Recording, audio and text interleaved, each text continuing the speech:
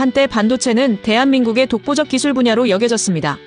실제로 2010년대 중반까지만 해도 한국과 중국의 반도체 기술 격차는 최대 5년에서 7년 이상이라는 분석이 많았습니다. 하지만 최근 흐름은 다릅니다.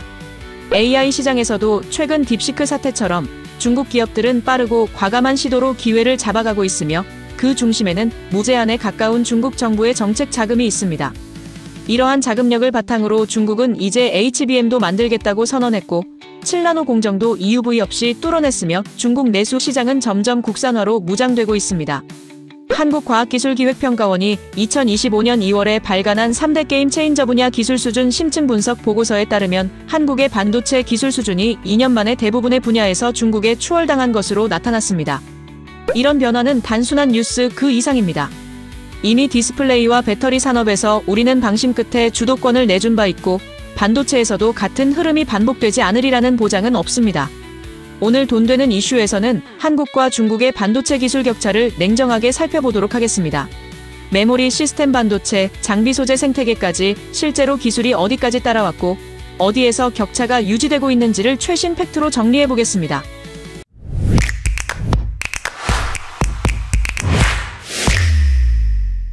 먼저 AI 시대의 핵심 HBM에 대해 알아보겠습니다. SK하이닉스는 2024년 세계 최초로 HBM3 12단을 양산하였으며 엔비디아가 인정한 HBM 메모리 1등 기업입니다. 삼성전자는 2025년 HBM4 양산을 목표로 준비 중이며 이미 8단, 12단도 대응 가능한 상황이죠.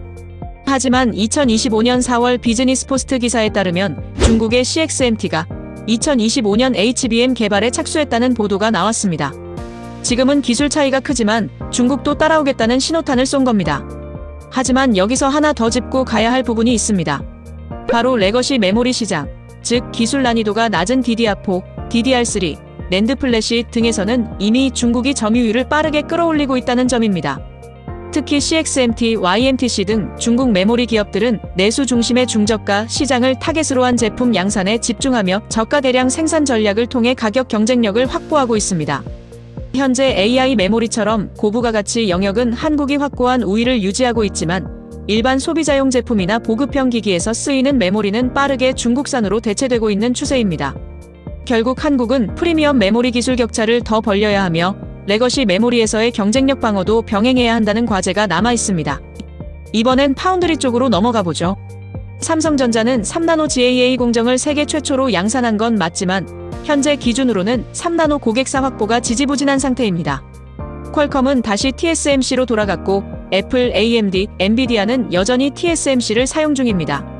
삼성은 2나노 GAA를 2025년 출시 목표로 개발 중이지만 파운드리 점유율은 TSMC 대비 크게 낮은 수준이며 수율 문제도 아직 완전히 해결되었다고 보기 어렵습니다. 한편 중국 SMIC는 7나노 공정을 EUV 없이 DUV 장비로 뚫었습니다. 화웨이의 메이트 60 프로에 들어간 칩, 이게 SMIC 작품입니다. 다만 업계에선 수율 낮고 발열 심하고 연산 속도 떨어진다. 아직 기술력이 온전치 않는다고 말하고 있습니다. 즉 만들 순 있지만 제대로 만들진 못했다는 평가죠.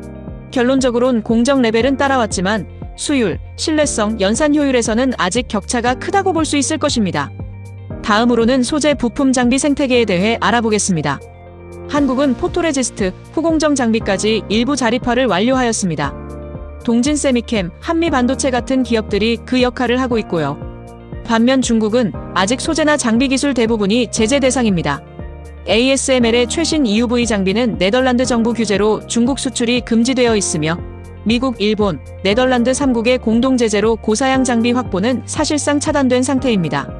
일부 구형 장비는 제한적 수출이 있었지만 EUV는 핵심 기술이 통제되고 있습니다. 중국은 자체 장비 개발을 시도하고 있지만 고난도 공정에서는 아직 역부족입니다. 결론적으로 한국은 소재, 장비, 설계까지 수직 계열화 가능성을 보유하고 있고 중국은 장비 소재에서 기술 단절의 벽이 여전히 높습니다. 그렇다면 각 반도체 수혜주들은 뭐가 있을까요? 다음 표를 보시면 중국 기업들은 비상장이거나 외국인들의 투자 제한이 걸려있기 때문에 국내 기업 중 중국 수출 비중이 올라가고 있는 기업들 위주로 선정하였습니다. 정리하자면 중국은 기술 자체는 따라오기 시작했다지만 품질과 상용화는 아직 멀었다가 될 것입니다. 한국은 여전히 기술 리더입니다. 하지만 안심할 순 없습니다. 디스플레이 산업은 한때는 우리가 세계 1등이었지만 지금은 중국 BOE가 삼성 디스플레이를 추월했습니다. 배터리 시장도 마찬가지입니다. CATL과 BYD가 빠른 성장세를 보이며 글로벌 전기차 배터리 시장에서 강력한 입지를 확보하고 있습니다. 이렇게 가다가는 지금의 반도체 격차도 시간 싸움이 될 수 있습니다. 방심하다간 디스플레이처럼, 머뭇거리다간 배터리처럼 주도권을 뺏길 수도 있습니다.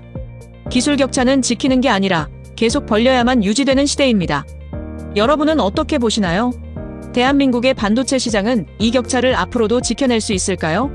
댓글로 여러분들의 의견을 자유롭게 남겨주시기 바랍니다. 이상 돈 되는 이슈, 돈 이슈였습니다.